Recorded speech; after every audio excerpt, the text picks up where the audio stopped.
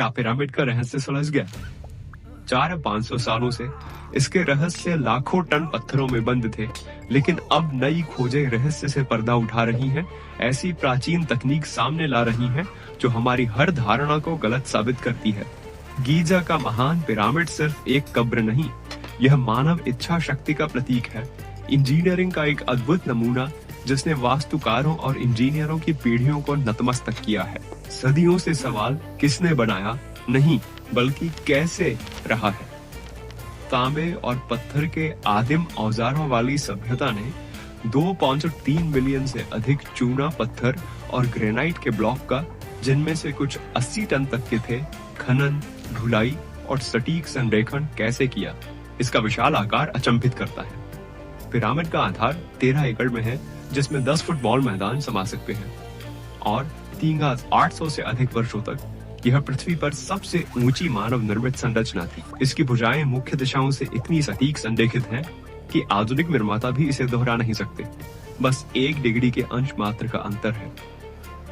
यह अपने समय के लिए सिर्फ प्रभावशाली नहीं, बल्कि सटीकता का चमत्कार है। सबसे प्रचलित सिद्धांत जो स्कूलों और संग्रहालयों में दिखाया जाता है, उसमें रैंप की प्रणाली शामिल है, लेकिन रैंप का सिद्धांत समस्याओं से भरा है। पिरामिड की 481 फीट की अंतिम ऊंचाई के लिए एक सीधी ढलान को 1 मील से अधिक लंबा होना पड़ता है, जिसमें पिरामिड से भी ज्यादा सामग्री और जनशक्ति लगती। यह व्यवस्था एक दुःस्वप्न है।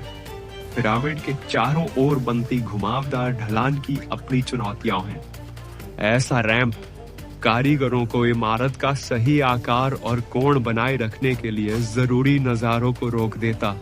हर कोण का लगातार सर्वेक्षण करना पड़ता था, जो असंभव था यदि पिरामिड की सतहें हमेशा एक विशाल निर्माण रैंप से ढकी रहती। इससे अधिक नवीन और कुछ के अनुसार क्रांतिकारी सिद्धांत सामने आए हैं। फ्रांसीसी वास्तुकार जीन पियरे हुडिन ने एक आकर्षक विकल्प प्रस्तावित किया, एक आंतरिक रैंप। हॉर्डन, जिन्होंने पिरामिड का 3D मॉडल बनाने में कई साल लगाए, ने बताया कि निचले 1/3 हिस्से के निर्माण में बाहरी रैंप का उपयोग हुआ, बाकी का निर्माण अंदर से किया गया था। उन्होंने यह सिद्धांत दिया कि पिरामिड की दीवारों में मौजूद एक सर्पिलाकार आंतरिक सुरंग ने श्रमिकों को ब्लॉक अंदर से बाहर ऊपर ले जाने में मदद की होगी।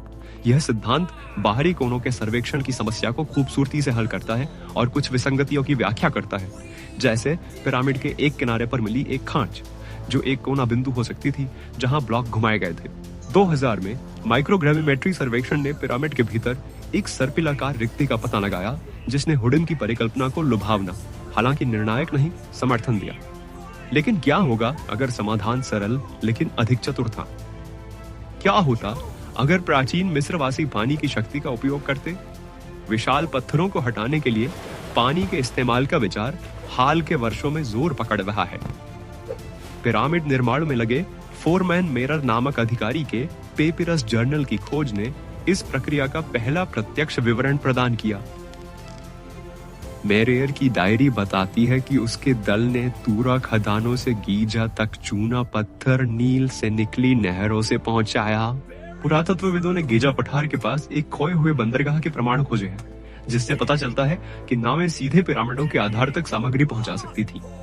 यह जल शाफ्ट सिद्धांत इसे एक कदम आगे ले जाता है। समर्थकों का सुझाव है कि ब्लॉकों को आंतरिक रूप से उठाने के लिए तालों और पानी से भरे शाफ्टों की एक श्रृंखला का उपयोग किया जा सकता था। सीलबंद कक्षों में पानी पंप करके ब्लॉकों को स्तर दर स्तर ऊपर तैराया जा सकता था। तो एक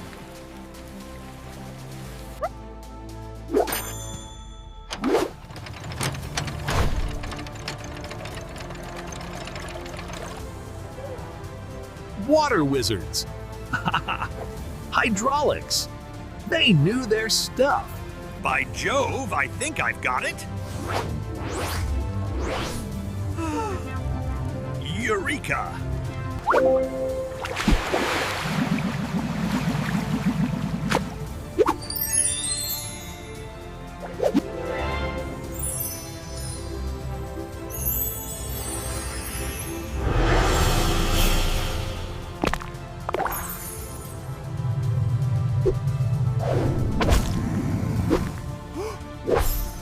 Too clean.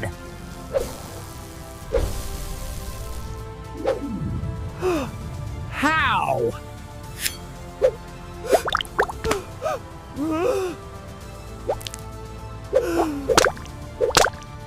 तेज गति की ड्रिलिंग और मशीनिंग के सबूतों की ओर इशारा किया। डन का तर्क है कि ग्रेनाइट कलाकृतियों में खोदे गए कोर छेद ऐसी फीड दरें दिखाते हैं जो आधुनिक हीरे की नोक वाली ड्रिल को भी चुनौती देंगी।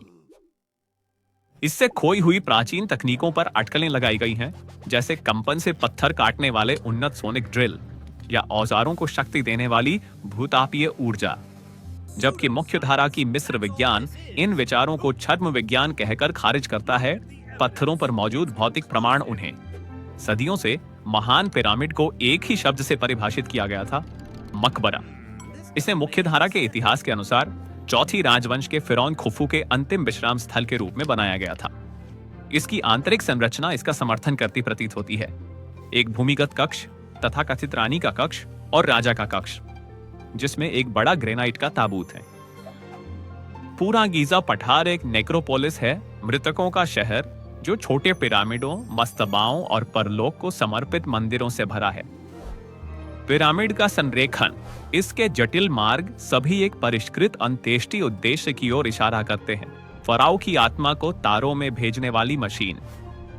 हालांकि किंग्स चैम्बर में ताबूत खाली है। यह आरोही मार्ग से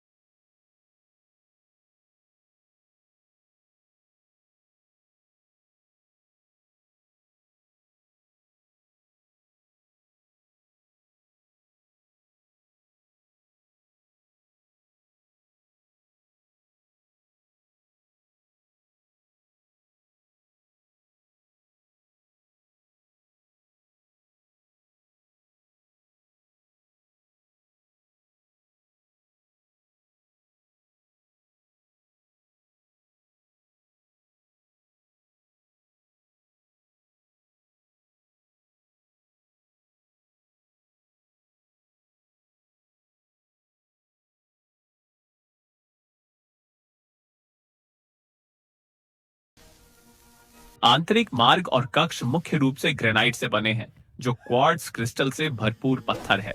इसमें पीजो इलेक्ट्रिक गुण होते हैं, यानी दबाव पड़ने पर यह विद्युत क्षेत्र उत्पन्न करता है। सिद्धांत कहता है कि पिरामिड को पृथ्वी की प्राकृतिक कंपन का उपयोग कर उन्हें ऊर्जा में बदलने के लिए डिजाइन किया गया था। चट्टान में गहरा भूमिगत कक्ष भूमिगत जल स्रोत से जुड़ा हो सकता था। जल प्रवाह कंपन उत्पन्न करता, जो पिरामिड की अनुनादी संरचना से प्रवर्धित होता, जिससे ग्रेनाइट का क्वार्ट्ज विद्युत चुंबकीय ऊर्जा छोड़ता। वायु मार्ग हवा या आत्माओं के लिए नहीं, बल्कि वेव गाइड के लिए हो सकते हैं, जो ऊर्जा को एक विशिष्ट लक्ष्य की ओर निर्देशित करते थे। हालांकि इसका कोई ठोस प्रमाण नहीं है